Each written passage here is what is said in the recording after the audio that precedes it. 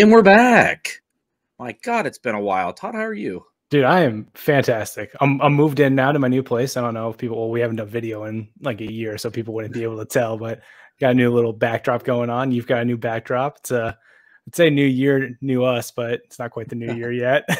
Yeah, so if you're listening to this like you usually would, we are adding in a video component to our YouTube channel. We are also going to be posting it twice, once for Patreon listeners early, and then a couple days later for just regular YouTube. So if you haven't joined our Patreon, feel free to hop right on in and join the squadron. But I'm like 80% sure this is episode 58. It's been a hot minute since we've done this. I think it's been roughly 3 months since we've done an episode. I mean, I was moving, you were moving, life got in the way, but I'm excited to get back and start talking some Star Wars again. Yeah, it's been a rough couple months, but I'm excited to be back and talking Star Wars again because God knows we didn't stop collecting during our hiatus. So you'll see when you see the video, we're surrounded by Star Wars junk. So what are we going to talk about here tonight, Todd? Oh, we went on a trip. BSP went on the road. We went to Rhode Island Comic Con. We got to do some incredible things, talk to some really cool people, and we bought a bunch of cool stuff. So we'll talk about that here later. We're going to get into a bunch of Book of Boba Fett stuff that comes out in 2 weeks or so. Yeah, I think a little under 2 weeks now. So you know what? No reason to beat around the bush. Let's hop right into the HoloNet headlines.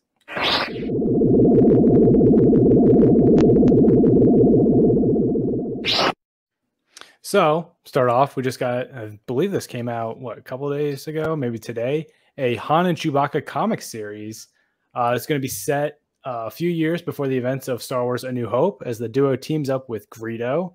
Obviously, you know, before A New Hope, before the infamous McClunky incident. Right. So better times between Han and Greedo, and they're going to go on a heist for Jabba. So Han's still in the good fortunes of Jabba.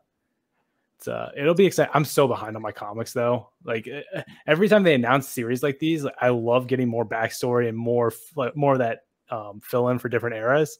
Yeah. But it reminds me of how many more comics I have to read. Like I'm still behind on War of the Bounty Hunters, and now Crimson Reign is out. I believe the first one's already out. Yeah, I'm super behind too. I'm even behind on High Republic, and it gets sent right to my house. I'm still behind on that. I still haven't even really started it, which I kick myself for because it's amazing and everybody raves about it. And I'm like, I'll get to it eventually. I actually meant to grab the last issue I got to show during cargo hold, but I'll just tell you guys about it. So I have a direct subscription from Marvel for this because for some reason it was on sale one day for $12 for 12 issues for the whole year. And I was getting them consistently fine. And they were coming in. They're just like in a thin baggie, but I've been lucky. They weren't folded, creased, hurt, nothing. This latest issue I got, it came in like 4 pieces. So it looks like a serial killer sent me a comic, kind of. Is it a Build-A-Comic? Yeah, it's a Build-A-Comic. So eventually, maybe they'll send me the rest of the pieces later. But right now, I got a couple pieces. Next up, it's we just had the 5-year anniversary of Rogue One, which I remember when Rogue One came out because I believe it was my last year of finals for college. It was like the night before finals started, and I could have been studying, but I said, "Oh no, Rogue One's way more important." So I remember me and my friends went up to the movie theater, saw it, zero regrets, and I still did fine on my finals. So you know, can't blame Star Wars for failing my final year kind of thing.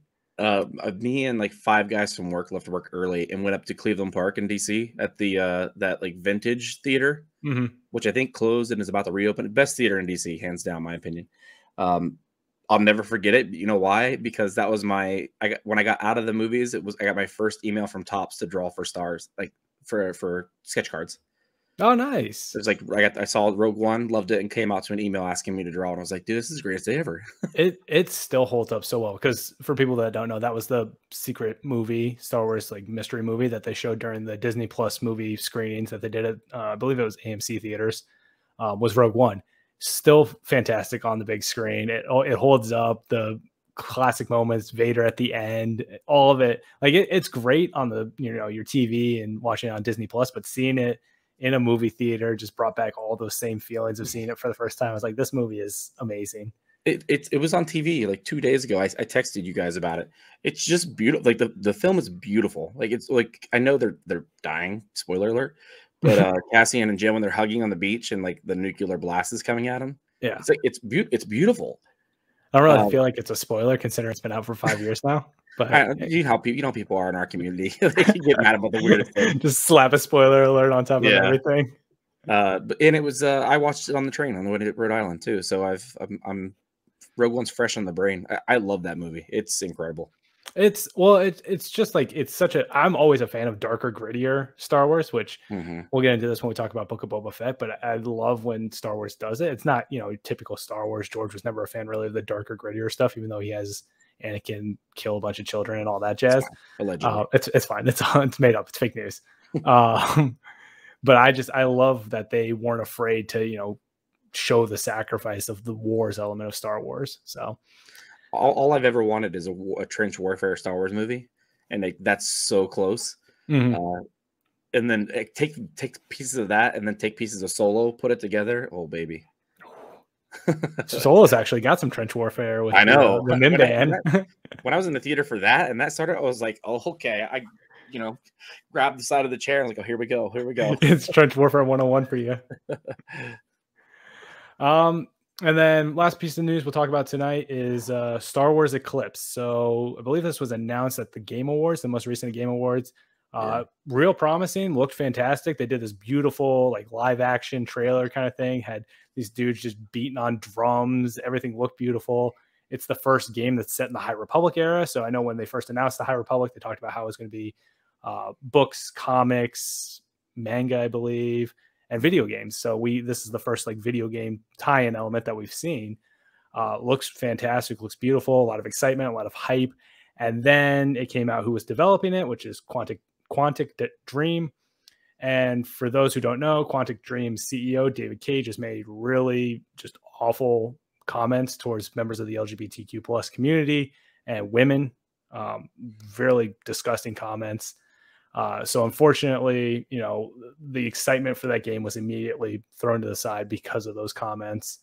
So I know we're going to pretty much not talk about Eclipse moving forward.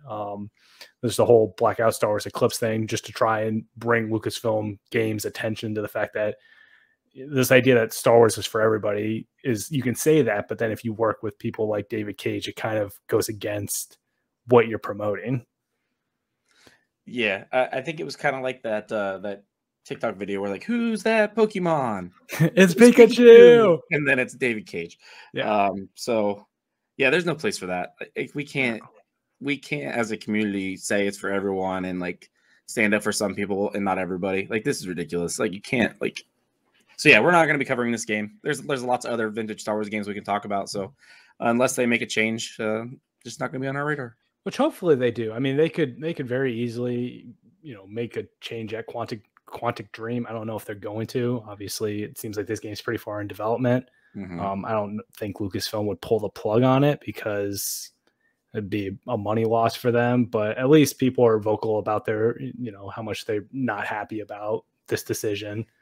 Yeah, it's been nice to see the Twitter community come together. It's actually it's trending right now, which is great. Yeah, it's again, I mean, and they take notice of this stuff. When Make Solo 2 happened, was trending for the first time. Like you had a lot of people associated with Solo and people at Lucasfilm notice this. So they listen to the community when the community has things to say, and hopefully someone recognizes this because now it isn't just EA that is able to make Star Wars games. You've got a whole plethora of developers that can make Star Wars games. They should do their due diligence in researching who's in charge of the companies of these games that they're making. I mean, that makes sense to me, but I don't know why they're big enough, right? Like there should have been. Well, Quantic Dream did the whole like Heavy Rain game series, I believe. So, which makes me think this would have been this is going to be, assuming that it actually happens, a very like decision-based kind of game. Which in the High Republic era, again, I haven't read any of the High Republic stuff, so I don't really know the actual nitty gritty of it. But just from the bits and pieces that I've seen and I've seen people talk about, via Twitter and different social media, it seems like it's a super like diverse and it's crazy vibrant era. So yeah, it's just weird that they would go with a studio that has a CEO that said such terrible things for an era that is probably one of the most inclusive eras in Star Wars. Yeah, it goes together like lamb and tuna fish here. Yeah. So no sense. No rhyme or reason to it. But that's all I've got for news. We're going to keep it short and simple and talk about more stuff later in the show. But without further ado, let's get right into the cargo hold and talk about all those toys. As always.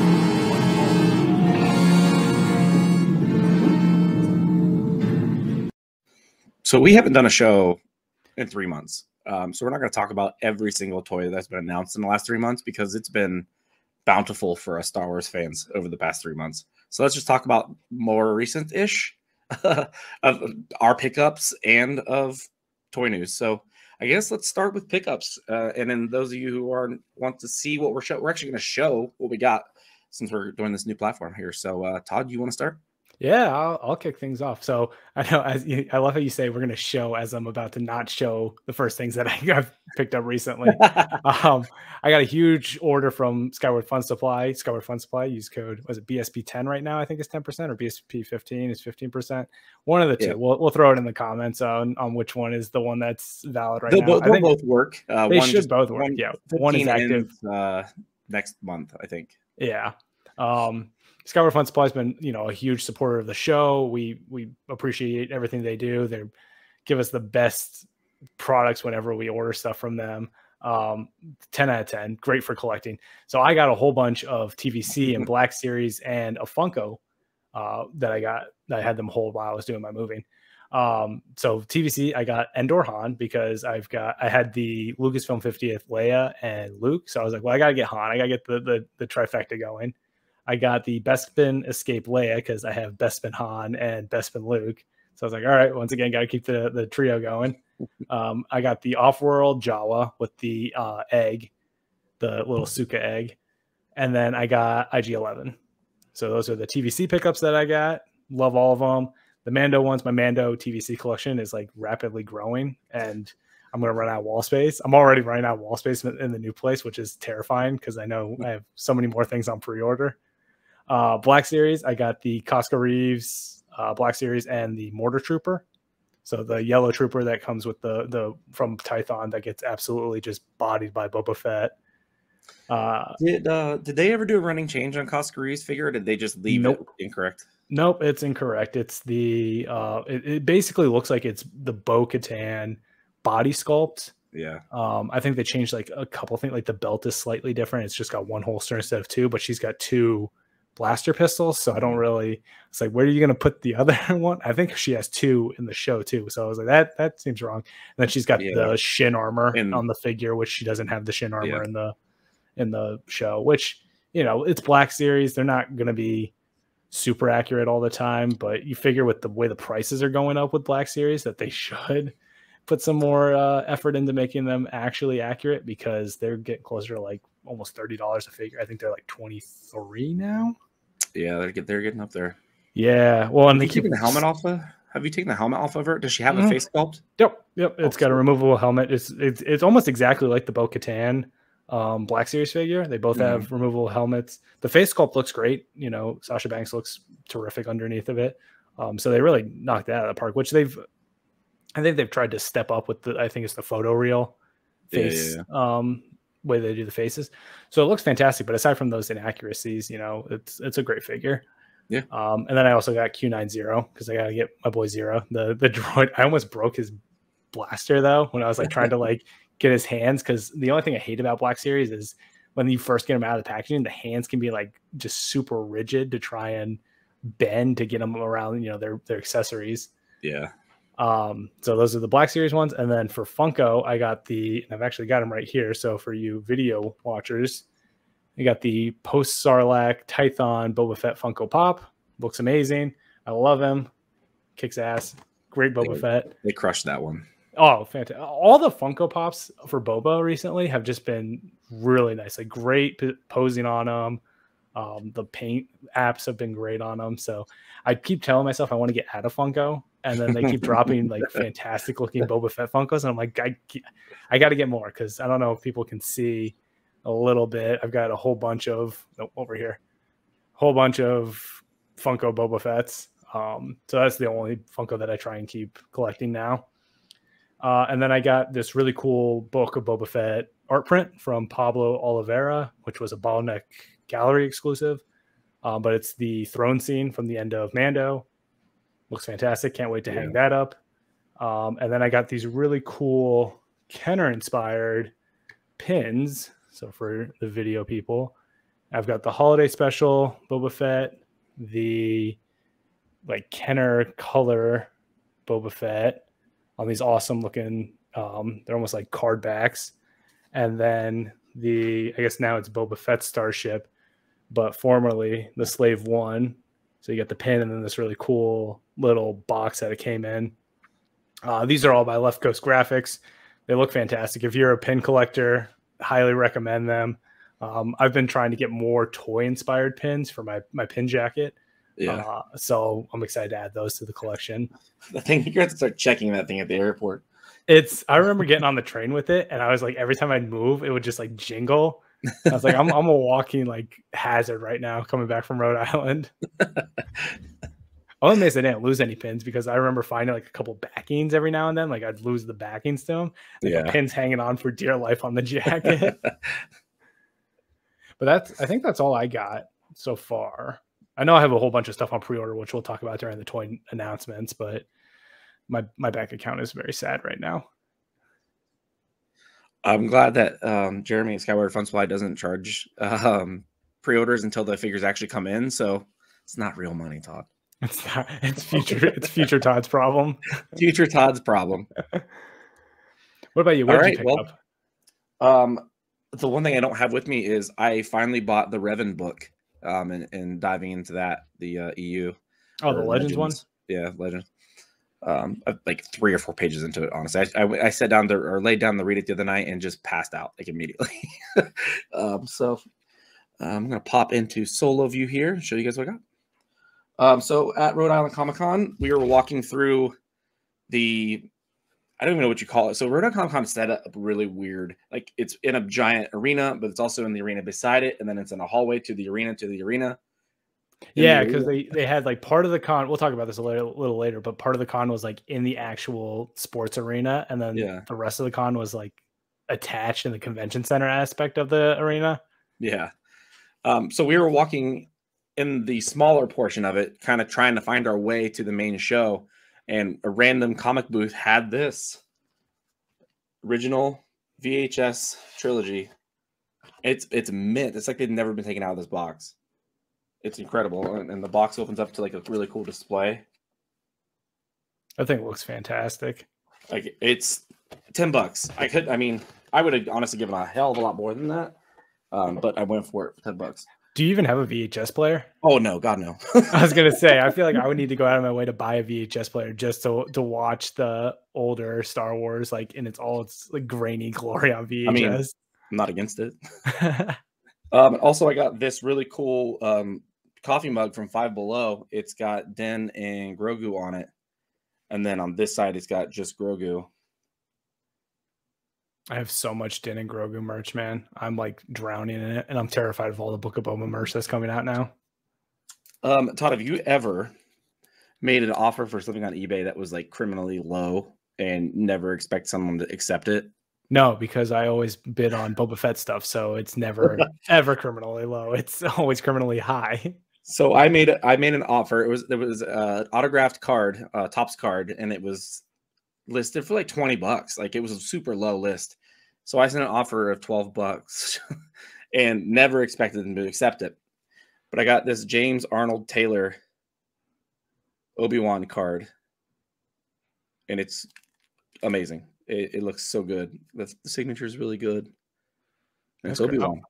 I wonder, is it like someone who knew what they had, or was it just someone flipping car? I wonder, because like that's something that blew up over the pandemic is people buying cars to resale. Yeah. So I wonder if it's someone that just like bought them and didn't really know what they were getting. I also got the Art of Galaxy's Edge. Ooh, I've got that too. It's beautiful. I still need to go to Galaxy's Edge, but it weighs 900 pounds. I will say I love all of the art of books, but I'm trying to figure out where to display them in my new place. So I've just got them like on my coffee table right now, and I'll like put one out and casually like just leave a page open. So I think the last one I had was the like horrifying Grogu from the Art of the Mandalorian. Like Oh the one yeah, that looks yeah. like Grogu's like a half gremlin, half I'm gonna eat your child under the bridge troll looking thing. He still might. He might. He'll eat. Yeah. Oh, a little sensitive for people. So the last two things I'm going to show you guys that I picked up over the last of the hiatus at Rhode Island Comic Con, I was fortunate enough to meet two incredible people, and they signed some figures for me. So first and foremost, Emily Swallow signed this Armorer fig. This is the way. So clean. She was amazing, by the way. She was super nice. Crazy nice. She got very excited when I gave her some stickers. And then last but not least, I met the absolute legend, Giancarlo Esposito, and he has a stunning signature. He's been practicing it, I'm sure. So I asked him about it because it's such a good signature. Like, he's obviously thinking about it. And I was like, I can't thank you enough for like taking your time and doing these awesome, beautiful signatures. And he like stopped what he was doing. He took his glasses off and like he looked like Moff Gideon for a second. He goes, you know, you guys give us so much love. The least I can do is stand here and give you a beautiful signature. And I was like, I would hug you right now if we were allowed to do that. If I could get more than 6 feet closer to you. So that's all I got. We're in a constant, always out of space thing here. So I think I got a new helmet, but I'm not ready to talk about it just yet because I'm still building it. Little scandal, little tease. And I don't know if I got it for my birthday, and it was after our episode, I think. But I got Todd, you'll know what I'm talking about. There's an artist here in DC who takes pictures of Lego figures with monuments in the background. Mm-hmm. So I got the Capitol building because it's just right down the street here with Vader and some stormtroopers. And I just hung it up on the wall like yesterday. So it's a very applicable group of Legos for the Capitol. Sure is. There's one thing I forgot is I also got a Emily Swallow signature. I just went with the print because that's what I've been collecting whenever I meet anybody that's on the cast. But I just love the fact that she signs it. This is the way. I'm hoping we see her character again. Yeah, I suspect we will. It makes sense. I guess we can talk about this a little later when we talk about Book of Boba and the greater Mandoverse. But I will say, with this James Arnold Taylor signed card, like I'm itching for more signed cards. I have Grunberg, I have D. Bradley Baker on a Captain Rex, I have Matthew Wood on a Grievous, and I got a couple droids, BB-8, and a couple other more background droids. But I'm itching to get more of these, so I'm late night eBay searching for sure. One of these days, you know what? Actually, now that I said that. Like Daisy Ridley cards are bananas, like thousands of dollars. It's not going to happen. And same with Adam Driver. But John Boyega cards, $50-$60. Really?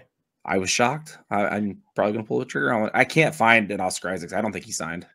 Is it, I guess, like, I figure they probably only do so many. So is it just Adam and Daisy's just did so many fewer than John? Or is it? Well, I mean, from a certain point of view, Daisy and Adam are the main characters, right? That makes sense. But I'm just wondering also, like, just number of cards that are in packs, because they're obviously they only signed so many of them. So I was wondering if it's, you know, those Rey and Kylo Ren signed cards are that much fewer than a Finn or a Poe, but you can't find Poe, so you don't even know if he did it. Which I have no idea. But yeah, the prices are. There was a card boom at the height of the pandemic on in the world, and eBay particular, like absolute nobody baseball players that like never ever played in the league, autograph cards were going for like $200-$300. Yeah, and that affected wrestling cards, Star Wars cards, you name it. So it kind of like priced me out of the hobby for a good year, and then just getting back into it, looking, and now it looks like prices have come back down to earth. Like you can get it's Quile, the droid guy from Solo on Kessel that Kira puts the thing in his face. $5 free shipping right now on eBay, a couple of them. Nice. So I know I've been trying to find those Mando season 2 like boxes of cards just because I would love to get some of those. But I still can't find those anywhere. So I feel like still finding like just unopened packs of cards is a nightmare. Yeah. But once people actually like open up and find the cards inside and they don't find what they want, they just try and offsell, like offload as much as they can just so they can make some profit off of buying them. I'm going to Ohio tomorrow for like a week. So I'm gonna look at a couple places up there, see if I can find some Star Wars cards, any sort of blasters or hobby boxes even, and do some stuff for YouTube, maybe. Yeah, might as well. But well, yeah, let's talk about some toy news. Yeah, some stuff that came out. So I'm pretty sure this just came out today, or I missed it altogether. But the Coastal Defense Troopers, the Shore Troopers 4-pack, just like the TK Trooper 4-pack. Yeah, that just was announced today on Pulse, Hasbro Pulse. So yeah, it's available for pre-order already on Hasbro Pulse. It's exclusive there, so don't try to find it anywhere else. The Holiday Black Series figures are back. They haven't even officially announced these yet, have they? Though it's like everything I've seen has been like through leaks, almost like not really leaks, but it's like not official pictures. Yeah, like Yak Faces like posted pictures that like other people have found of these figures. Yeah, which just seems weird because the holidays are right around the corner. Like they should have announced these, like a month ago. Yeah. So there's a white Wookiee Chewbacca, and I don't remember what the other ones are, but one of them is a Mando. Are you gonna get it because it's a Mando? If I can find it, because again, I don't know when these are gonna go out, if they're ever gonna really go out. I think they're just a myth at this point. I don't even know if they exist. It's like it's the 3 ghosts of Christmas, past, present, and future. It's the 3 figures of past, present, and future. If I can find a Mando one, I'd love to get it just because I think it looks cool. Like it's obviously a repainted figure of whatever. Yeah. I don't know what they used for the base. It might have been one of the Clone Wars troopers, probably. Yeah, or Death Watch, maybe. Yeah, that's what I'm thinking. Either the Death Watch or the it wouldn't have been the Maul Super Trooper kind of thing. And it wasn't Paz and it wasn't Din, so yeah. So if I can find it, I'll try and get it. If not, it's really no skin off my back. That's one of those things that I don't really need. I didn't collect the last wave of holiday figures, so these are not anything that's on my radar. I was shocked to see them. I was under the impression that the first series went over very poorly, unless they they have the plastic and they decided to just vomit on them and put them out.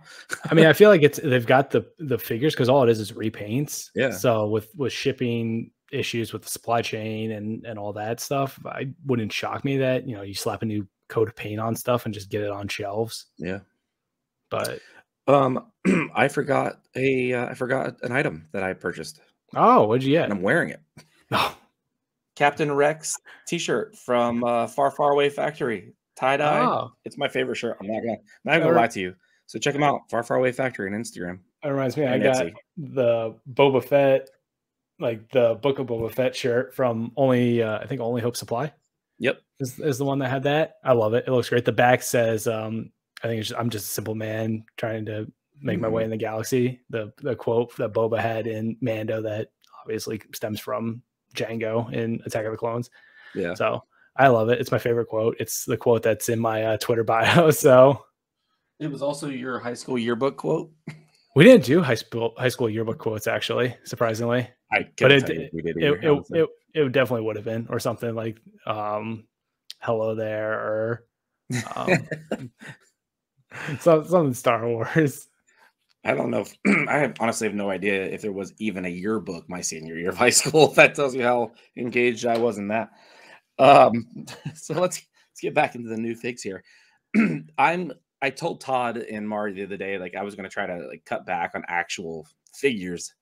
And I haven't purchased any yet, Todd, but this Book of Boba Fett vintage collection stuff they just put out for pre-order, that the Boba in the box, that old school style box. Oh man, that's so hard to I do love that they're doing these old, they remind me of, what was it? Kmart was the one that had those older, like they're all just cardboard box. There's no card back or plastic or anything like that, that they're doing for these deluxe figures. But they did a bunch for Mando. They did, I think, the Incinerator Trooper, the Ahsoka one, and then the Stormtrooper with the E-Web cannon, which would go great with the Navarro Cantina playset that was announced a while ago.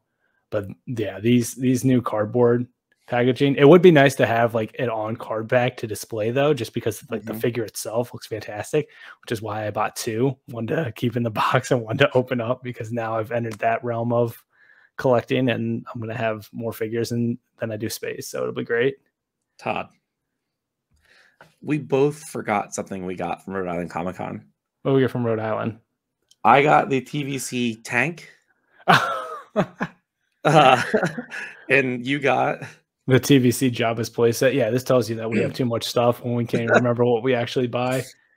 Yeah, so we were on the train on the train up to the con. We were talking about things we'd like to find, and one of the things Todd mentioned was the vintage collection Jabba playset. Just because neither one of us purchased it when it came out, and Todd had an idea with a Boba Fett item that he had to put them together, and we didn't see anything at the con like for these, and for some reason a bootleg Lego booth had one shelving unit behind them and had what we were both looking for. Yeah, I was stunned when I saw. I was like, "Well, it's there. I gotta get it." Yeah, because my idea is to take the Jabba's playset and then take these new Book of Boba TVC figures and basically recreate all the scenes that I'm sure we're going to see in Jabba's palace in the show, in TVC format, because that's what the 3 and 3 like Black Series are good. I love them for displaying, but TVC that 3 3/4 scale is just so much better for kind of that play element and the world building, which is why I love these Stormtrooper packs that they've been doing. And they did like the Rebel Fleet pack, they did the Stormtrooper pack. Obviously, we have the Short Trooper pack that was just announced today. So they're really getting more into that world building and trooper building kind of mentality, which I think is great. Give the TVC fans what they want and give them some more love. I will never take it out of the box. I'm in love with TVC packaging. Like they got me with that. The artwork, I love the literal vintage look of it. So it'll stay in the box forever. And somehow I think I got it home without damaging, because it was super mint. I have no idea why this bootleg Lego guy had these, but he was super cool. I don't remember his name, but he gave us a deal for buying both of them. So, and they weren't like outrageously overpriced either. They were pretty like on par with actual like retail, which I was just shocked that this person had these. Yeah, if we would purchase these things on eBay, we would probably paid close to 1.5 times more. Probably. Oh yeah, easily. Yeah, because I think I was like $30 or $40, whatever it was retailed for. I think it was like maybe like $5 or $10 more. Yeah. So yeah, he was super cool. Hooked us up. So I think that's all I purchased that I can remember. I know I got some more stuff that I actually picked up, but it's like kind of house stuff. Like I got some coasters, but they're like they're these coasters that are cats, but they're like Star Wars cats. So it's like Mando and Grogu, but they're cats. So like It's a cat in Mando armor and Grogu as a cat. There's the grumpy cat as Darth Vader. I think there's one other Star Wars one. They're just funny looking. So I got a bunch of like random house stuff to keep my Star Wars touch outside of just the den office nerd cave. I like it. And then the only other Book of Boba Fett TVC that they, I think, have announced that I've seen is the Fennec Shan, which every single Fennec Shan they figured they've put out so far has been spot on. I am glad we're getting these Book of Boba Fett TVCs, like obviously before the show comes out. Like they've announced these, but I don't think they're actually shipping until like way after the show's out. Like I think Boba comes out in July and Fennec's like October or what. I can't remember the exact shipping dates, but I don't believe they're coming out anytime soon, which I never understand. Like they'll announce these figures like to go line up with these shows, and then the figure won't come out for like 6 months to a year after, which just kind of defeats the whole purpose of having these figures for the show. Yeah, it's crazy. Maybe one day we'll understand the logic, but now is not that time. No. Another Black Series helmet announced, and this one I'm really kicking the tires on. A Bo-Katan Black Series helmet. It looks incredible. There was no kicking for me. It was immediate pre-order. I mean, should I just live pre-order right now? jump on Skyward Fun Supply. Use code BSP10, save 10%. Get that figure or get the helmet. I love them. Like I've got, for people that are obviously watching this on YouTube, you can see I've got the X-Wing helmet, Black Series, the Mando Black Series, and then Boba Fett, and then I've got a Stormtrooper like on the ground behind me somewhere because I'm out of space on that bookshelf. I mean, I love the Black Series helmets. Like some of the Boba Fett ones I'm not nuts about because they just keep taking the same like Return of the Jedi Boba Fett, or I think it's Empire actually, the Empire Boba Fett helmet, and just keep repainting it. So they've got the prototype one, which is the same mold just repainted. They've got the Mando re-armored Boba Fett helmet that I think is slightly off in color from what people have shown. So those I haven't loved. Yeah, it seems like it's a little too light. So I haven't loved those, but some of these other ones have been fantastic. Like the Luke Skywalker X-Wing one is beautiful. The Mando one I think looks great. I've got an actual like Mando helmet that I commissioned out to have made way back, like when the show first came out in season 1. And this looks, pretty on par with what that helmet looks like. So it's a fraction of the price. So you can't complain about that. Yeah, these Black Series helmets are crazy cheap relative to what you could purchase other places. If you follow us on Twitter, you can see my affinity for helmets. You have so many helmets. I have 17 helmets there now. Well, and the thing about yours is like you've got Black Series, but you also, because you cosplay and can actually build props and are talented like that, unlike me who has no artistic talent whatsoever. You've got like this gorgeous Emphas Nest helmet that you made, and these cool as anything custom Phase 1 Clone Trooper helmets that you've painted. I think one of them's 501st and the other is the Ahsoka inspired one, right? Yeah, 332nd. Actually, it's not a helmet, but I just finished this Mando's blaster. Yeah, you see, that looks beautiful. I just need to start like finding kits and just send them to you and be like, "Hey, can you do this for me? I'll throw you a crisp $5 bill with your name on it." So if you guys are curious or want to purchase the Bo-Katan helmet, that's $124.99. If you use code BSB10, it's free shipping, and it's only $112. It's real tempting. I know you're going to press that pre-order button right now, and you're going to join me in the helmet squad. I am literally typing in my PayPal information right now. I like I said, I love these helmets. I think they all look great. I'm excited to see what they do next, because obviously we got Bo-Katan finally from Mando. I hope they do a Fennec Shand helmet, just because I think her helmet is such a cool design. I feel like that's an absolute no-brainer. It would make sense. The only thing I could see them doing is, and I was talking to someone on Twitter about this, is if they do like a Book of Boba Fett helmet, because they have obviously the Boba Fett mold. They repainted a bunch of times. And there's some slight differences between his re-armored helmet and what we see in the show, or at least what we've seen in the trailers for the show and the promo images and everything. It's a little more beat up and a little more weathered. So I could see them doing another one of those just because it'd be an easy cash grab for Hasbro. I might buy that one if they, fix some of the issues with it, but we'll see. But I definitely want a Fennec one if they do that. If they do that, it's another like I'll like sprint to my computer and like bash my refresh button until it goes live to pre-order. So they did a Death Watch, right? They did. Yeah. Did they do Casca Reeves? Nope. Didn't do Casca Reeves. No, so they did Death Watch, and then Bo-Katan is the first of like that squad from Mando. So breaking news, folks, I just pre-ordered Bo-Katan's helmet. I love how the first show back and I'm already like bad influence on spending habits again.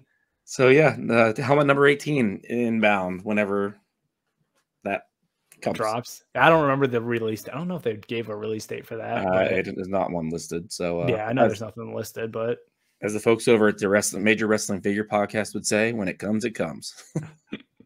Honestly, it's like Christmas. Anytime like I get a shipping notice from Skyward, I'm like, oh, look at that. I have stuff that's coming that I completely forgot about, because it's the way Star Wars does all their pre-orders. It's like 6 months out.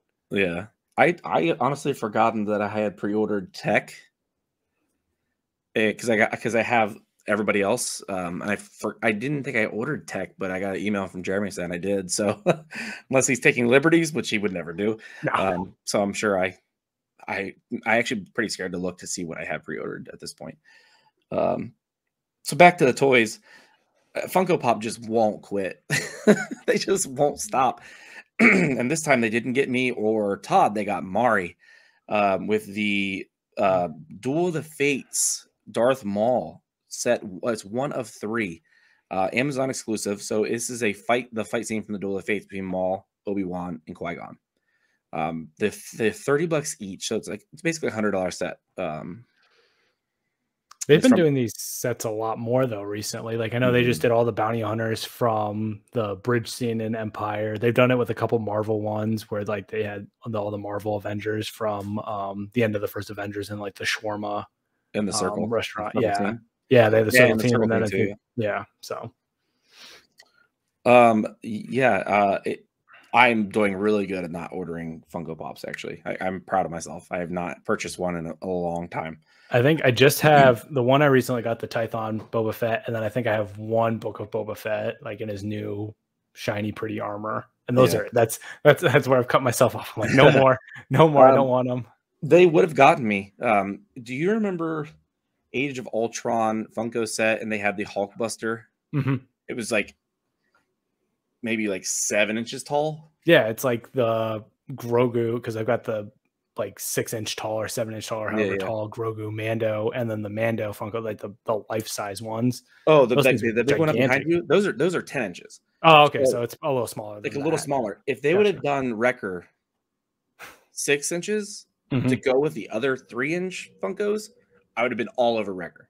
But he's the same size as the rest of them. And it just didn't look right to me, so I didn't pull the trigger on that one. Didn't because I've got the character encyclopedia, and I remember like we talked about this on an episode a while ago. But like Tech is almost the same height as Wrecker. Yeah, but which I was like, I don't like this. I feel uncomfortable with this. Mom, I want to go home. I'm scared.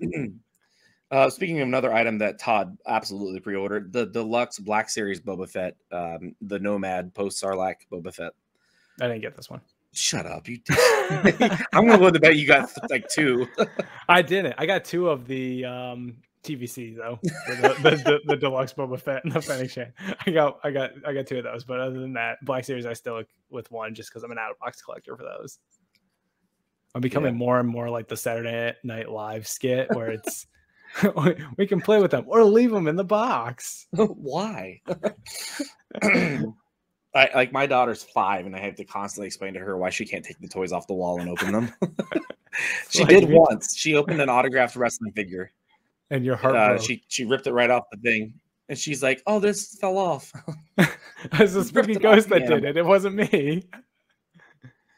Well, speaking of tech, there's a new tech figure from Koto Inc. It's Kotobukiya, I think. I'm not really Kotobukiya.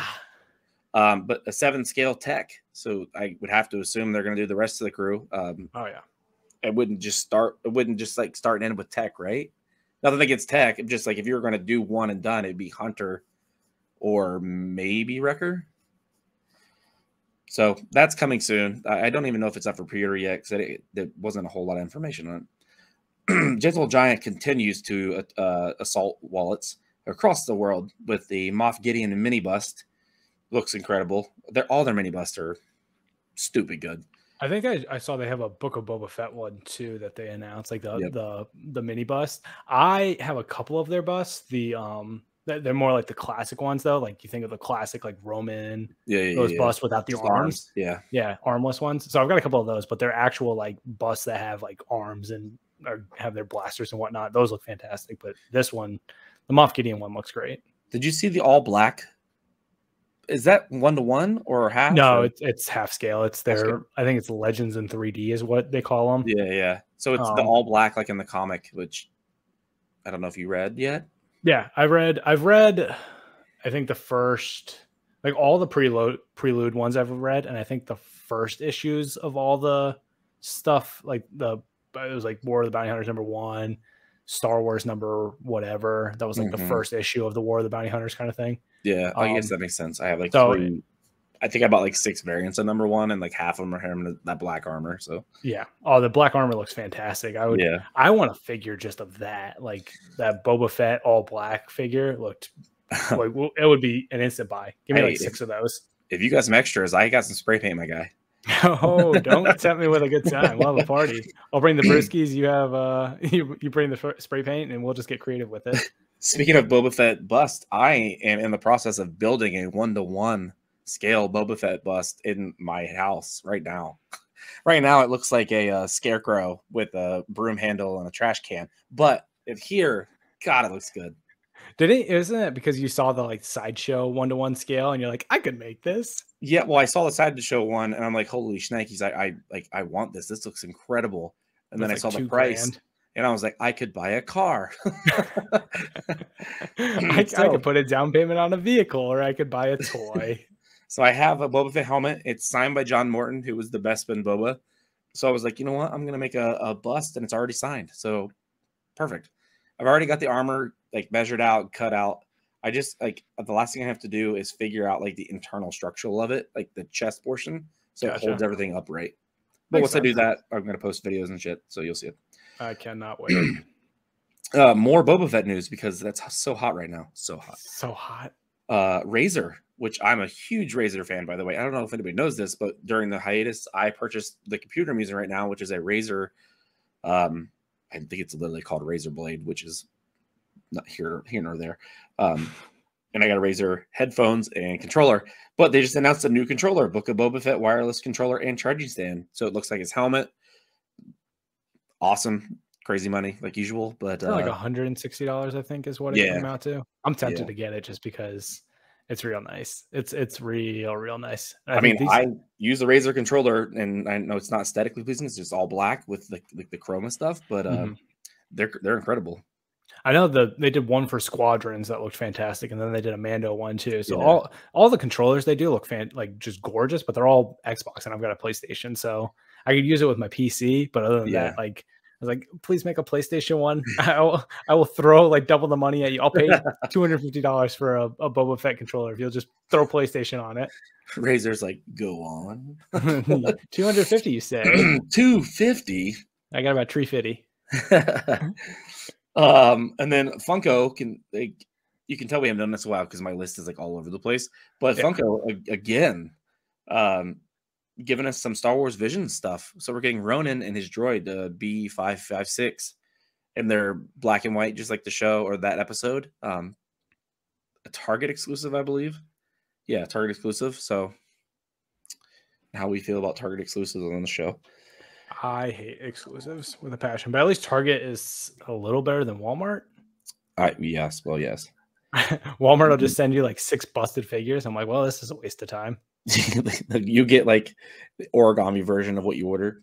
I think I tried to get the ATST driver, and I got a carbonized stormtrooper, and then I got 2 like ATST drivers, but they're just beat to like the life has been kicked out of those figures. Like the bubbles all beat up and bent. The card back is all bent and busted. I was like, what?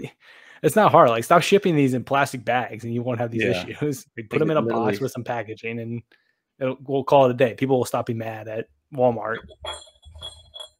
There's a bell. It's not rocket science. Walmart. And then lastly, the last bit of toy news that I put down on the list here is from Bandai. Bandai. I don't remember their names exactly or how to pronounce them, so don't kill me. But from the Star Wars Visions Twins episode, it's I think Kari and Am. I don't know. Sounds right to me. They are SH Figure Arts, so they're highly detailed and the usual awesomeness that SH Figure Arts is. So, if that particular episode of Visions was your jam, you getting some figs. A little more pricey, but you know those. I always get tempted whenever anything from Figure Arts comes out, like any of those new Figure Arts figures are announced, of going with those over the Black Series, just because they're just a little bit nicer than the Black Series figures. You're obviously paying twice what Black Series is. Yeah. But if they keep jacking up the price of the Black Series figures, I might switch over to that. So like right now, Black Series are like trending towards $30 a pop. The deluxes are all over 30. Yeah. I think the deluxe is like comes out to like $35. And how much is the Figure Arts? I thought they were like 60. They're 80 to 90, I think. So again, we're getting close. Like Black Series is almost half of that. So I'll just cut down on my Black Series figures and start buying those. And so this is probably more of an enabler mental illness that I have, where if I could spend $100 on an SH Figure Arts or $250 for Hot Toys, I'm gonna do the Hot Toys. Speaking of which, my Ahsoka Season 7 Clone Wars will be here next month. Oh, that's so excited. It was supposed to be here this month, and it didn't. It got delayed. Yeah, it happens. I know. I've got the Mando Boba Fett on the throne, like Boba rearmored and his throne, because I had to get the deluxe one because I want that throne. Yeah. I'll pay an extra, like whatever, $100 it is or whatever, just for a piece of plastic throne. He's got to be sitting. That's all I want. You're fine. It's fine. I don't have an issue. But I haven't even gotten charged for that yet for the first payment, so I think that's still a ways out. Oh yeah. Which makes me like, I'm kicking myself because I'm also like, they're gonna release Book of Boba Fett figures soon. Like that's the next, like the actual Book of Boba Fett armor, which I hate that they slightly changed his armor, just ever so slightly, but enough to justify making new figures, which means I'm gonna be doubling down and crying. So I actually got a very nice gift card from work. So I think I'm gonna buy a 3D printer. Like it was that nice of a gift card. And like my first print's gonna be probably different scales of his throne. Just because I got different scales of Boba Fett, so let's get nuts, right? Go on. I was gonna say, I'll pay you for filament if you'll print some stuff for me, because I've debated getting a 3D printer for a while. So yes, I'm getting an Ender 3. It should be here. It might even be on my porch, to be honest. Ayo. I'll 100% pay you for filament, and we'll get stuff, man. With it. I've been purchasing 3D kits for the longest time, and now if you follow my personal Instagram, Black Squadron Studios, plug. The last 2 things I put together were 3 things. I'm working on a DL-44, and I just finished the Mando's blaster. The 2 of them were the worst 2 kits I've ever worked on. The prints were so bad that sanding wasn't doing anything. Like I sanded for hours. I used filler. I used Bondo on one even before it was even put together, just to try to save it. Kind of was the last straw. So I was just like, you know what? I'm gonna go and see if I can buy my own printer, and it was right around what I needed it to be, and going into business for myself, as they say. One-man army. One-man army. I'm just going to be surrounded by toys and 3D printers soon. So I think that's going to do it for our cargo hold. So our main topic this evening, 52 minutes in, is not necessarily a topic per se. So we've been out for a while. Let's just play some catch up for a bit here. So let's start with Rhode Island Comic Con. We've mentioned it like 9 or 10 times. Incredible. We had so much fun. That motorcycle had a blast too. So we got approved for press passes. We took a train up because it was stupid cheap to take the train over flying, and our hotel was literally connected to the arena or the facility that the con was in. Well, how was it for you, Todd? I know I could talk about it for hours. It was it was the first con I took my brother to, I think 2019. So right before the pandemic. I think it was like the last con I ever went to before things kind of went south. So that's how I knew about it. I was like, oh, like this was cool. They had a ton of Star Wars people when I went in 2019. Like I was going to plan on going again. And then you were like, well, let's try and get press badges. Let's make a whole weekend out of it. Let's do some Star Wars content. I had a blast. I thought it was great. They had a bunch of Mando cast there. So we had Emily Swallow, you had Moff Gideon, Giancarlo Esposito, you had Carl Weathers, Grief Cargo, who was there. You had Omid Abtahi, who plays Dr. Pershing, was there. You had Chris Bartlett, who plays Q0, and he did a couple other droids. He was really, so there was a Mandalorian panel, and I'll talk about that in a little bit. But he had some really cool insight about how he sort of portrayed Zero. Ashley Eckstein was there. Matt Lanter. Yeah, Matt Lanter was there. I mean, it was full of Star Wars people. It was almost like a little mini celebration. I'm blanking on her name, the stunt woman. Oh, Lauren Mary Kim. Yep, she was there. Yeah. So and Dr. what's his face from Mando? Yeah, Dr. Pershing, Omid Abtahi. Yeah. Okay, perfect. Yeah. Yep. I think that's all of them. I'm trying to think of like if I missed anybody, but I want to say that was pretty much everybody Mando that was there. But it was a great con. I mean, they do a great job putting it on. The cosplays are always great. You had I think it was the New England detachment of the 501st was there, and they had an awesome display. They had just a whole bunch of different like backdrop sets. Everybody was great, and their costumes were great. I mean, the 501st has outstanding costumes anyway. So it was a Jawa took a sticker out of my hand, then ran away. The Jawas, whoever was in their Jawa costumes, they were fantastic because they were like the most in character Jawas I've ever seen at a con. Yeah, like, they tried to take my phone. They tried to take my phone first, and I was like, "Get out of here!" So it grabbed the sticker and like ran away like a Jawa would. And I was like, "This is incredible." I'm not even mad. I miss this. I miss this so much. The droids were great. They had the droid builders were there. It was a great con. I had a blast. We talked to some new people, met some new people. Got some great footage. We actually have a video. I'll post it somewhere on here. I don't know where it'll be. I'll link to it somewhere. If not, it'll be in the comments.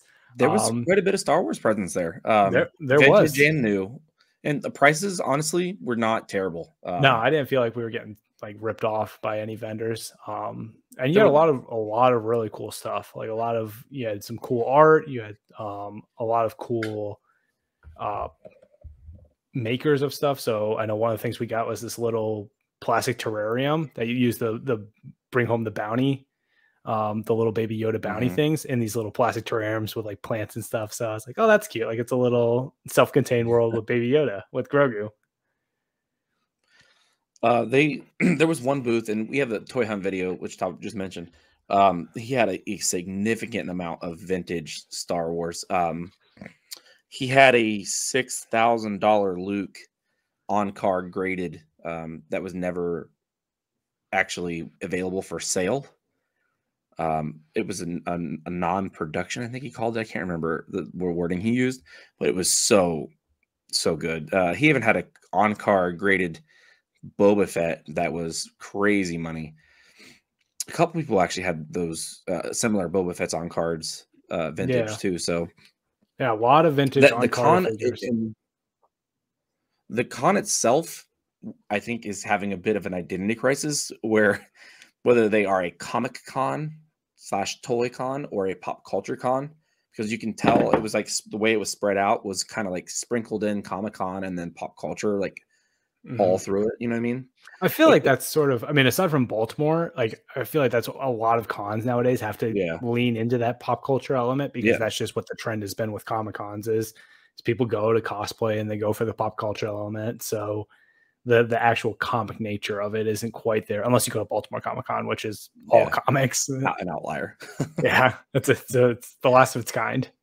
We had a great time. Like I said, the hotel was attached to the facility, so we had no issues getting around. We had dinner a couple times at a brewery nearby, which was the first time I had been in a restaurant in 2 years. So we had a great time. The train ride back, actually, the train ride up. Actually, our train just broke down. It just gave up. Just like stopped working in the middle of nowhere, Connecticut. I think the way that the engineer or the conductor, however they described it, was like, yeah, the engine didn't cycle, so we got to wait for the engine to cycle again. I was like, I'm sorry, what? Like, that's a thing that it's like, if we were in a plane and we heard that, I would panic. I'm glad we're on the ground and the engine not cycling is what we're hearing, because we kind of looked at each other like, I was like, what? Is this, we're just going to sit here all day? Like, what do you do in that sscenario if they didn't get it restarted? Like, we're on the tracks in the middle of nowhere. They would bring another train, and then they would basically just like tow one train with the other train. Because they used to have it. I used to take a commuter train into when I would actually be in person in DC for work. And there would be times where like it would just break down. You'd have to wait for another train to come, and they'd offload everybody, and then they'd like just kind of shuttle you. Yeah, it was a mess. It would always take forever. It was the worst thing. So I'm glad they were able to get it going quickly. That was the only hiccup with the trip, really, though. Was and then like coming back, you had issues with, I guess, the fire alarm in the train station was going off. Yeah. So for no reason. Yeah, and it happened again for us. Like when we got there, the fire alarm went. I was like, "Oh, this is good. We're gonna eventually get home, maybe in one piece." Hopefully. I got really lucky because it's an 8-hour train ride, and on the way back, nobody sat next to me the entire time. Oh, that's nice. It was incredible. You just get to stretch out. Well, and you're a bigger guy, so you get Yeah, to really enjoy that space. it was nice not to have to sit like this. Wow. So yeah, scale of 1 to 10, I give Rhode Island a good 8. Yeah, I think an 8's a fair. It's a fun con. There's a little bit for everybody. I mean, you took your girlfriend who doesn't give a ass about what we do.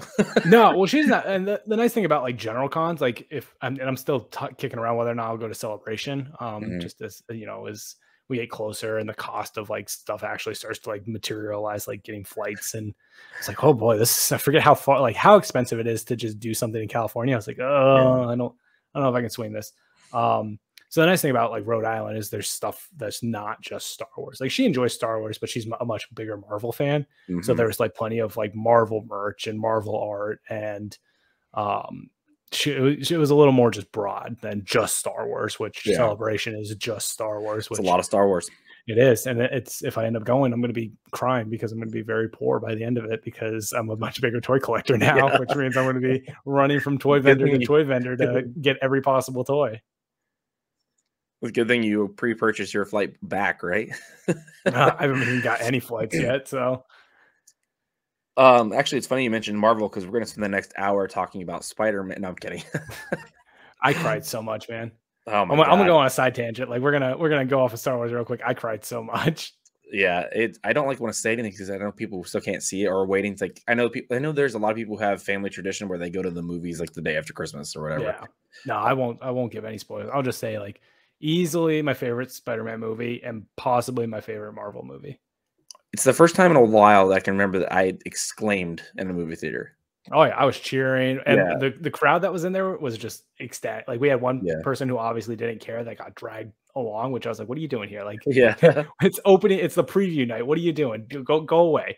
Yeah. You're not here. Like they were watching Snapchats during the movie. I was like, "Do you not see what's on the screen right now? Like this is beautiful. This is art." It was so good. Like I honestly can't remember the last time a movie was that good from the second it started till the second it ended. Like a lot of people thought, like that's what I feel like a lot of people said about Endgame. Yeah, Endgame for me was just too long, and in that middle, it just loses me. The ending is fantastic, but the middle of Endgame, just I was like, oh, it always just puts me right out. So, but this was a movie where I was like glued to my seat, and it was from start to finish just a beautiful story. But we're not a Marvel podcast, so that's just fresh on the brain. All right, so I mentioned it earlier. Book of Boba Fett is crazy close. So I will pass it over to Todd Fett. The Todd Fett. Yeah, so we're less than 2 weeks away. This show I love because we've been getting like little bits of teaser, like new trailer, like new small like 30-second trailers, like every day as we get closer and closer. It's like Book of Boba Fett's coming, and it's a different like line from the trailer, and then it'll be like a montage of clips, which. I think BP posted this hilarious meme. It was Jabba ruled with fear, I intend to rule with respect. And then it's Boba shooting Bib at the end of Mando, and it says respectfully shoots Bib Fortuna. And I was crying laughing when I saw that. But it'll be quotes like that, like Jabba rule with fear, I intend to rule with respect, and it'll be a montage of just Boba Fett and Fennec and footage from what turns out to be just the first couple of minutes of the series, the first episode. So like not even like multiple episodes. It's like from the first half of the first episode. So Robert Rodriguez did an interview with the Hollywood Reporter, and he kind of, we're getting closer. We're starting to get more like insight from the creators. Obviously, Robert Rodriguez is the showrunner for this show, so he's kind of like this is his baby almost to a degree. Like obviously, Papa Favreau is the godfather of all of the Mandoverse, but this is Robert Rodriguez's little child in it. But in this interview, he said that all the footage has come from the first few minutes because we can't use the second half of the first episode because it gives so much away. Which, reading that, and then he follows up with that by saying, Boba gives us a direct connection to the Star Wars saga since he was involved in that story. This is from Filoni. So this creates a nice crossover point for both classic characters and new characters. Much of The Mandalorian was new or had not been seen on screen. Through Boba Fett, we can weave some of those characters and tales using a character we know but don't know a lot about. So what I think of when I hear that is all of our bounty hunter friends. all the beautiful bounty hunter friends. So your Bosk, your Dengar, your Forlom and Zuckuss, balance, the whole underworld. This whole series, and another thing that Robert Rodriguez said is that they've really seized onto movies like King Conan and The Godfather as inspiration for this series. So it's really, I feel like, going to be that gritty underworld, kind of rough and tough. Like Mando is very much a Western, and this is going to be much sort of that Godfather.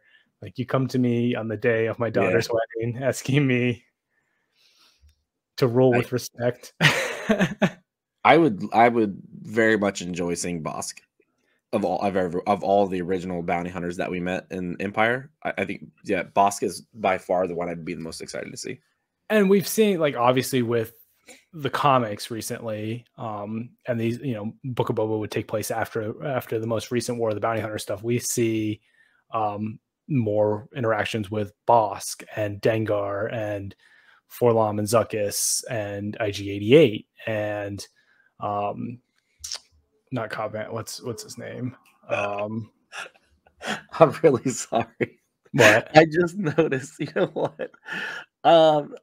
Our screens right now, you're all like white and bright, and I'm black and red. It looks like the Two Faces Den in Batman Forever. Oh my goodness. Man. Who's the Valance? Valance is the other one. Yeah, Valance. That's been in the comics recently. Baylor Valance. So, I mean, that's seeing him in the show, I think, would be super cool. That'd be really cool. I'd be super excited just for Ethan Sachs. Oh yeah. Yeah, because he brought him back into the canon fold with the Bounty Hunters comic.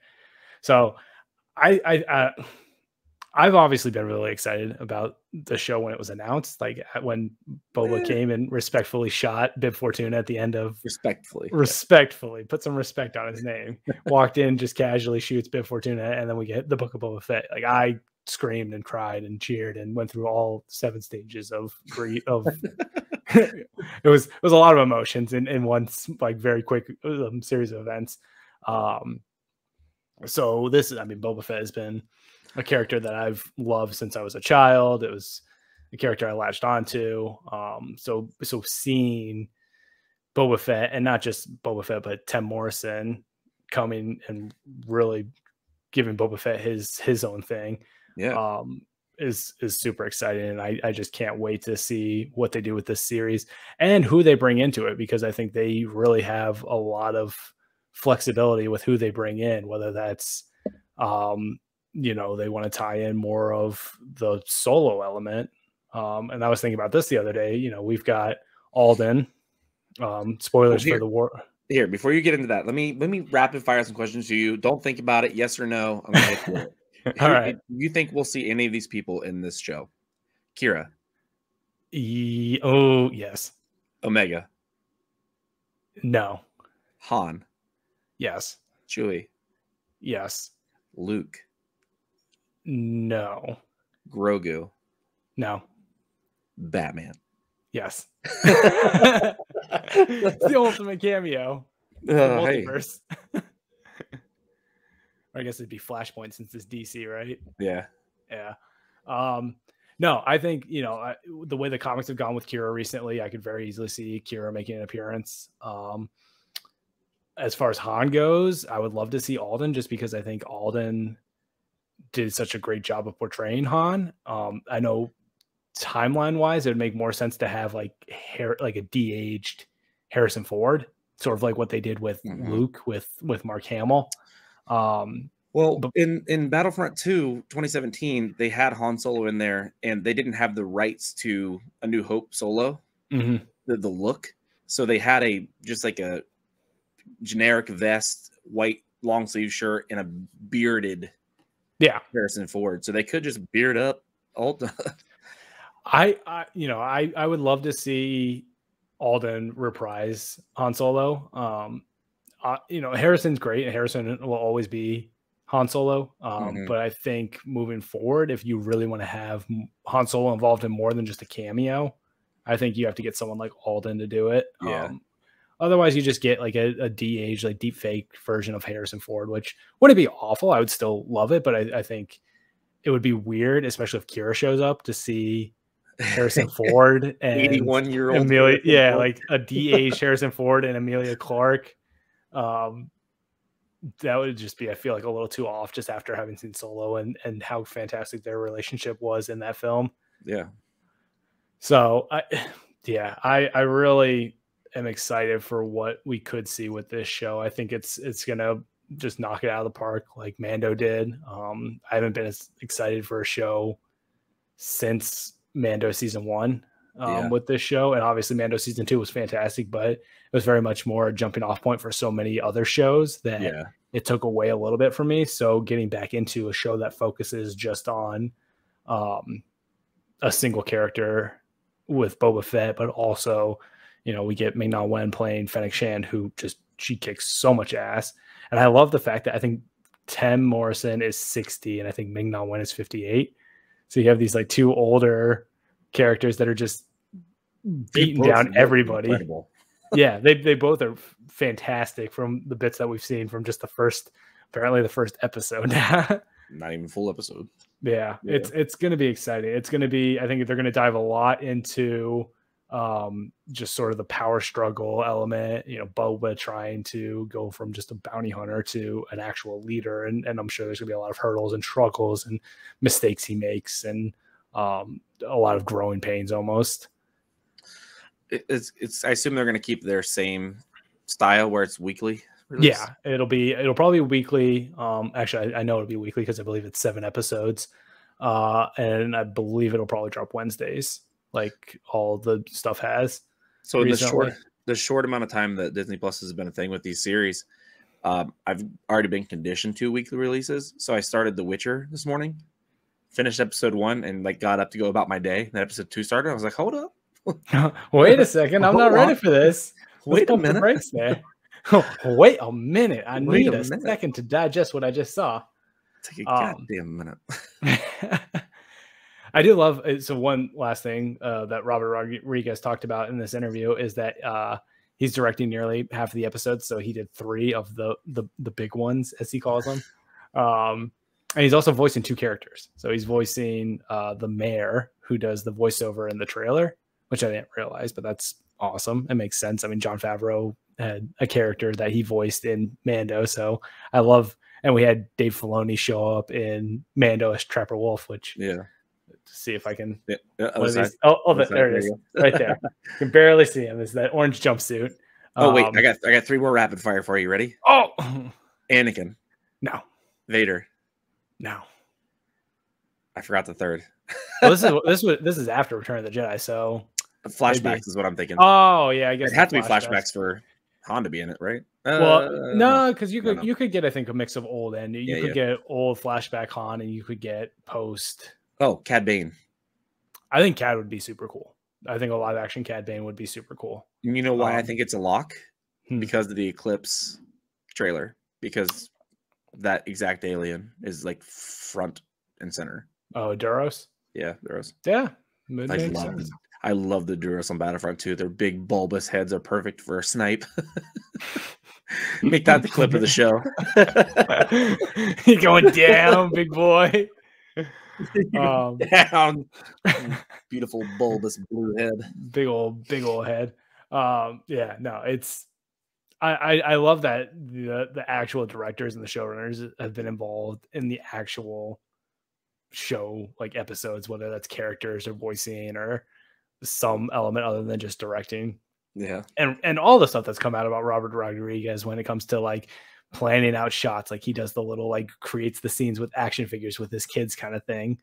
I just love that because it's at the end of the day, they're fans. Like Jon Favreau, when he talked about, you know, first creating Mando, it was the same idea as he has all these toys and he, you know, what he wanted to see as a child kind of thing. Mm-hmm. And I feel like that's the same thing with Robert Rodriguez. So I've got high expectations for this show, and I think they're all going to be met. And even if they're not, I'm going to be still happy because we're seeing Boba Fett in more than just a couple lines of dialogue in the movies. Yeah, I think we're going to be good. I was overhyped for Mando season 1. Like it could have been really bad, but it was amazing, even with my super high expectations. So I think they're in great hands, obviously.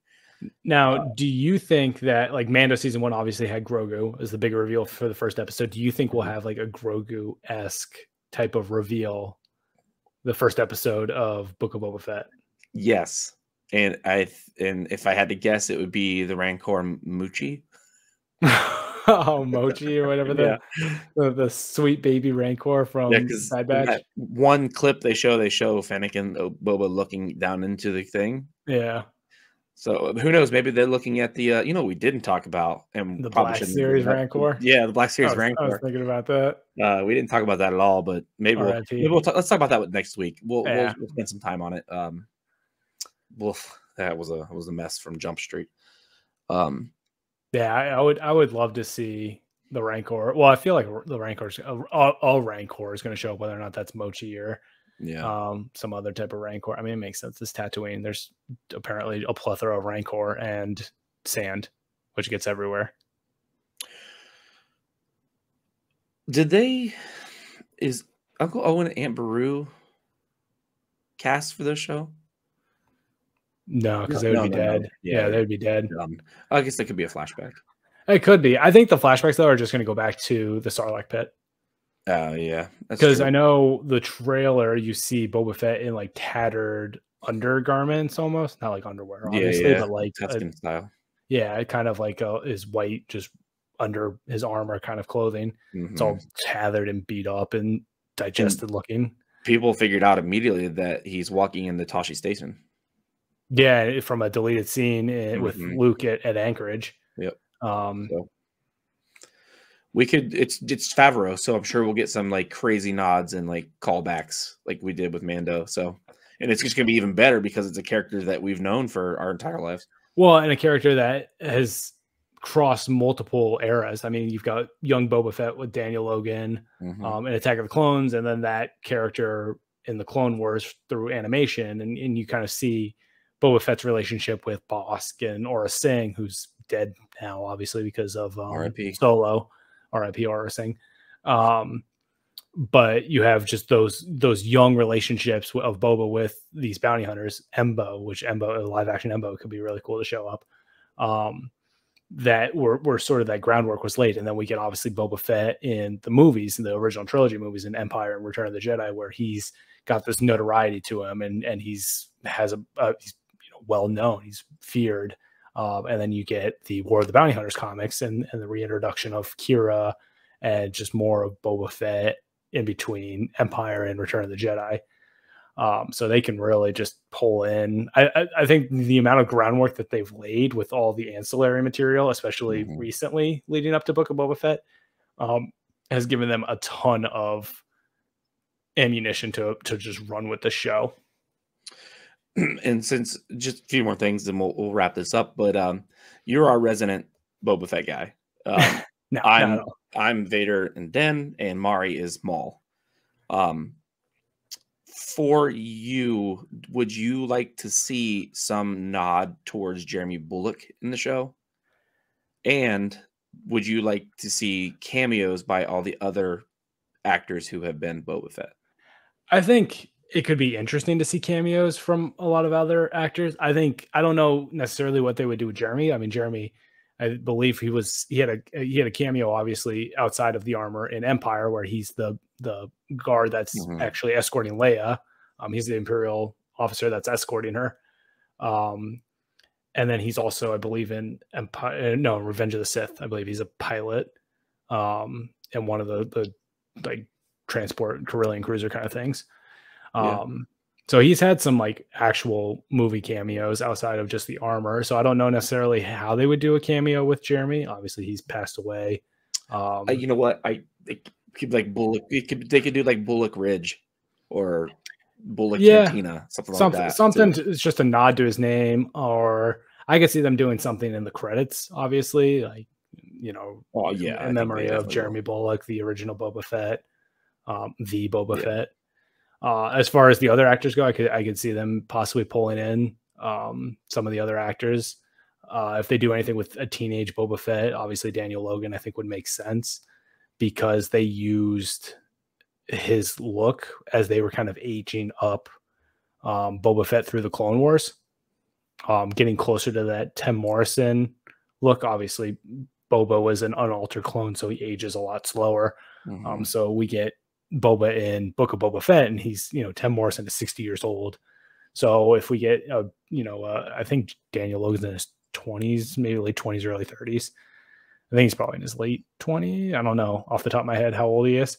Well, we got the you want to look it up for me? So I could see if they maybe wanted to do a teenage Boba Fett, possibly using Daniel Logan. He's 34. Oh, wow. I'm way off. Mid-30s. God, Attack of the Clones was so long ago. It really was, my friend. I always forget. I feel like I was like, oh, yeah, that was like, what, like 10 years ago? But now it's like 20 years ago. I had no idea he was from New Zealand. Yeah.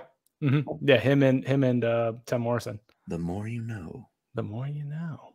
That's the bond they share, as they're both from New Zealand.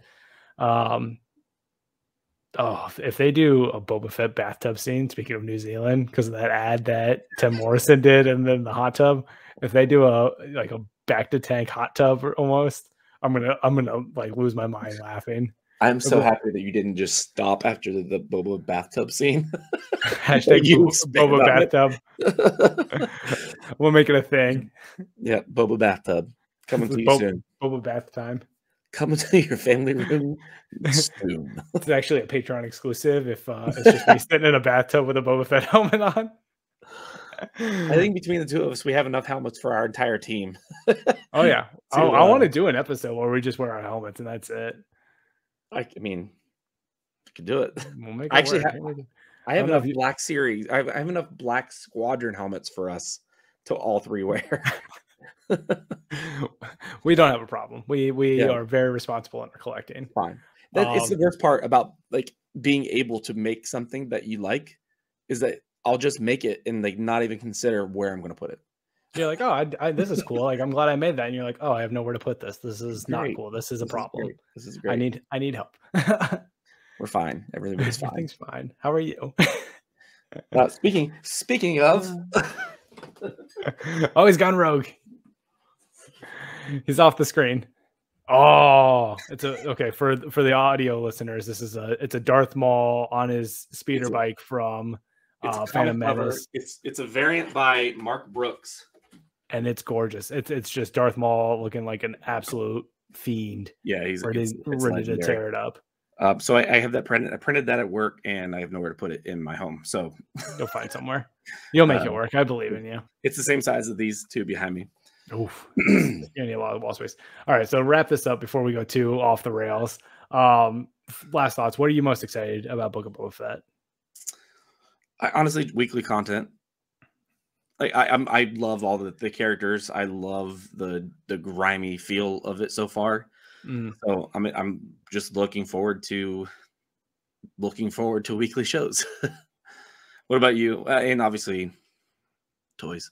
Toys Toys aside, because I'm excited, but I'm also terrified of the financial toll of all that. Obviously, Boba Fett is a character that I've loved since I was a child, so the opportunity of seeing Boba Fett in a more robust role, I think, is going to be fantastic. But again, like, this is just, and I don't know if it's just because we didn't really get a whole lot of new content between. Bad Batch was fun, but I enjoy Clone Wars, but Clone Wars is never going to be something that I'm like, this is, I would go jump off a building for, kind of thing. Visions, I still have not watched a whole lot of. Like, I've seen a couple episodes, but again, it's not anything that I've really had like a fire under my butt to really watch. Yeah. So I definitely had a little bit of a lull in my excitement for Star Wars and just how engaged I want to be with Star Wars. But as we've gotten closer to Book of Boba Fett and the more stuff that comes out, the more that love of Star Wars has kind of been reignited. So just really getting back into it and diving into everything and just analyzing every little element and just being excited for new Star Wars content. Like you said, just new weekly content is I think going to be great. And I think the show is going to be fantastic. And I think we're going to have fun, and I'm going to make a lot of jokes, and I'm going to be the Boba Fett stan. I'm going to have my Boba Fetish in full view of everybody. The next episode, you're just going to be Boba Fett head to toe, like hat, shirt, pants. I know I've got shirt, socks, hat. I don't think I have underwear, and I don't think I have pants. So we're gonna have to fix that by next week. Christmas is coming up. If you would like to send me a Christmas gift, my address is. Don't send Todd underwear, please. Please. Alrighty. Well, on that note. Yeah, on that note. So yeah, we've been gone for a while. And first of all, thank you. I looked and I tweeted this, I think. I looked at our download numbers of the last 3 episodes that we put out sporadically after not doing anything for 3 months, and you guys are still there. It's amazing. We really appreciate you sticking with us, and hope you enjoyed this episode that is a little different from what we usually do, but I had a ton of fun and it honestly felt good. So make sure you're following us on Twitter, Facebook, Instagram. TikTok is a lot of fun too. Join our Patreon. It's stupid cheap and you get some really cool stuff and get to hang out with me and Todd and Mari. Actually, speaking of Mari, next episode, everything goes to plan. The Darth Mari will be here and ready to steal your souls. We're getting the gang back together. Getting the gang back together. I think that will. I think that's going to do it. So appreciate everybody still listening, and until next time, may the Force be with you.